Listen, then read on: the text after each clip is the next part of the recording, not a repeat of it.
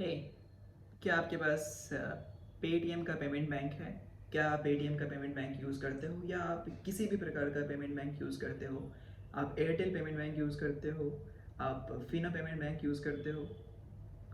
अभी के टाइम में पेमेंट बैंक इतने कॉमन हो गए हैं कि हम में से कोई ना कोई कहीं ना कहीं ज़रूर अपना एक अकाउंट खोल के रखा है पेमेंट बैंक्स में। हम भले ही उसे as a primary bank account use नहीं करते but as a secondary banks ज़रूर यूज़ करते हैं।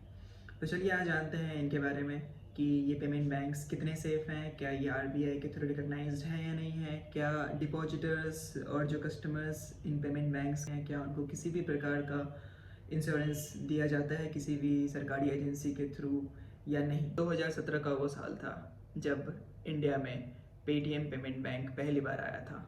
उसके पहले इन पेमेंट बैंक्स का कोई प्रचलन नहीं था हमारे यहाँ बस एक ट्रेडिशनल कॉमर्शियल बैंक्स होते थे जो कि ऑफलाइन उस टाइम ऑपरेट करती थी। बट 2017 में पेटीएम के आने के बाद ही एक अलग सा ही रेवोल्यूशन हुआ। उसके बाद कई सारे पेमेंट बैंक्स एक पे एक आता गया। अगर मैं एग्जांपल्स के लिए बात करूँ तो आज के टाइम में Paytm payment bank, Airtel payment bank, Jio. 2018-19 में पेटीएम भारत का एक पहला पेमेंट बैंक था जिसने 19 करोड़ का प्रॉफिट अर्न किया था और वो भारत का सबसे पहला प्रॉफिटेबल पेमेंट बैंक बन गया था। तो हम बात करते हैं कि आखिर क्या अलग है पेमेंट बैंक्स। तो जी मैं बता दूं कि पेमेंट बैंक्स और जो भी कमर्शियल बैंक्स हैं वो सेम है, लेकिन इन दोनों का स्केल ऑफ ऑपरेशन अलग अलग है। जैसे कि पेमेंट बैंक्स थोड़े स्मॉलर स्केल पे ऑपरेट करती हैं, वहीं जो कमर्शियल बैंक्स हैं वो लार्ज स्केल पे ऑपरेट करती हैं। पेमेंट बैंक्स जो हैं वो कुछ सर्विसेज नहीं दे सकती हैं, जैसे कि क्रेडिट फैसिलिटीज़, लोन फैसिलिटीज़ या क्रेडिट कार्ड्स वगैरह पेमेंट बैंक इशू नहीं कर सकती है। आरबीआई ने अभी करेंटली पेटीएम पेमेंट बैंक का लिमिट 2 लाख रखा है, जो कि आपका इसके वैलेट और इसका सेविंग अकाउंट का बैलेंस दोनों मर्ज करके रखा जाता है। अगर 2 लाख से ज़्यादा अमाउंट होता है तो वो पेटीएम के जो पार्टनर बैंक्स हैं, इंडसइंड बैंक, उनमें एफडी हो जाता है और आपको जो भी उस बैंक का करंट एफडी रेट है वो दिया जाए।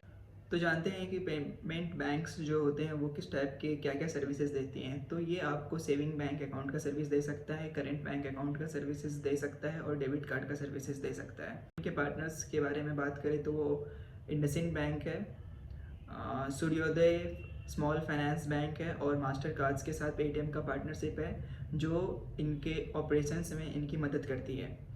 तो हम ये जान लेते हैं कि आखिर सेफ्टी पर्पस के लिए ये कितना सेफ़ है और क्या ये आरबीआई के थ्रू रिकॉग्नाइज्ड है या फिर डीजीसीआईसी के थ्रू ये रिकॉग्नाइज्ड है या नहीं है।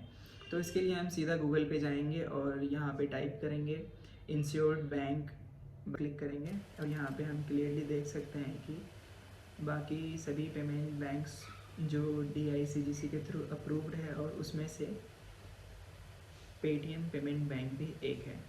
तो जी हाँ, पेटीएम पेमेंट बैंक भी आपके कमर्शियल नॉर्मल बैंक्स के जैसा इंश्योर्ड एंड सेफ है। जो रेगुलेशंस वहाँ पे लगती हैं वो सेम रेगुलेशंस पेटीएम पे भी लगती हैं।